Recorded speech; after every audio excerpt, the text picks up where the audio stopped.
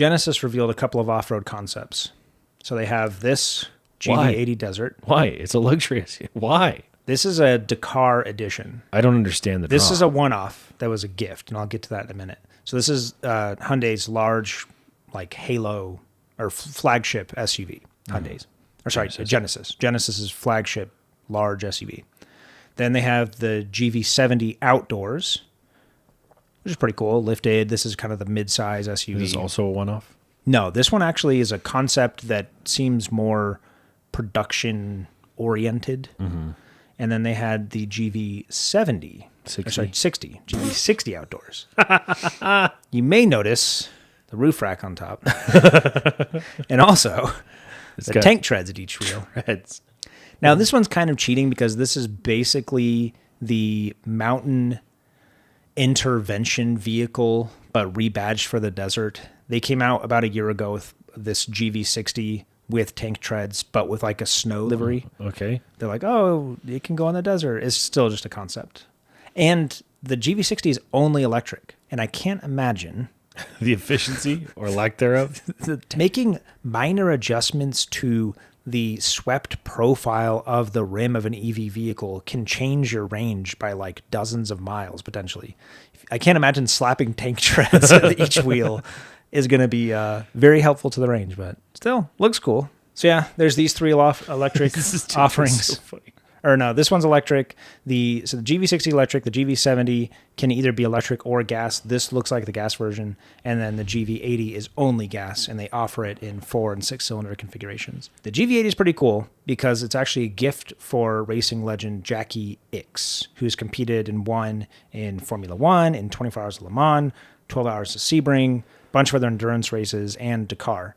And so they gave this to him for his 80th birthday.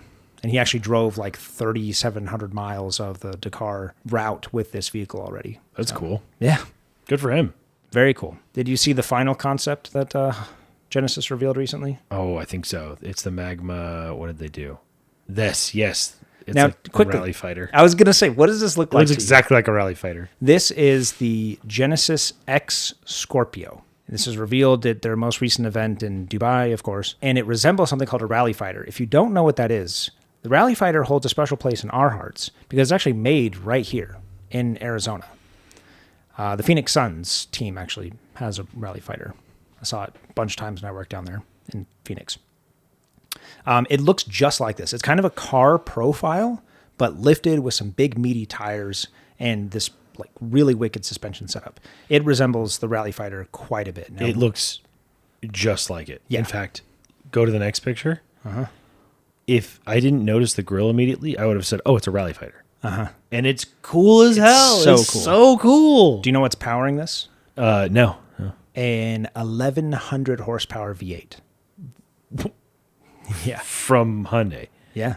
Oh my gosh. Now, obviously, it's got to use some sort of forced induction. I don't know if it's supercharged or turbocharged, but probably turbocharged. But 1,100 horsepower V8, and it sounds cool as it looks. The sound it makes matches it perfectly. This is so close to a production Batmobile. So yeah, Genesis effectively resurrected the Rally Fighter because they stopped making the Rally Fighter. Local Motors went out of business a couple of years ago. I don't know who's like, I need this for my commute to work.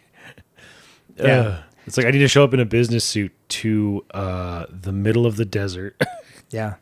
Those are 40-inch tires. Oh my gosh. 18 inches of ground clearance, tubular frame, and effectively like a trophy truck suspension setup. I don't know if you saw it in the last picture, but it's so cool. Okay, we can move on. I love it. I would just Genesis is doing some crazy stuff. Yeah, it's like early 2000s General Motors. They're just like, oh, I didn't have a slide for this because I just heard about it. Apparently, that Magma GT, someone found out that that's actually underneath a Corvette body that they bought from GM. Oh. But it's just a concept, so the production version, maybe they'll make their own. But at least the concept we saw but was if you a C8. could put that body on a C8, oh. The C8's cool, but that Magma GT looked like a $500,000 car. Absolutely it did. I would be fully in support of taking the Corvette team's engineering and then slapping the Genesis team design on top of it. That'd be cool. That'd be so cool. I love the lines down the side and that they match up the headlights and taillights, and they've got that's so cool. So cool. A lot of cool details. The side exhaust on there. Oh yeah. So neat. Genesis design language is chef's kiss. So cool.